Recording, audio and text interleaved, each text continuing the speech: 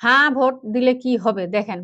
আপনি কি এমন বাংলাদেশ চান যেখানে তত্ত্বাবধায়ক সরকার, নির্বাচন কমিশন ও সরকারি কর্ম কমিশন পিএসসি গঠনে সরকারি দল ও বিরোধী দল একত্রে কাজ করবে।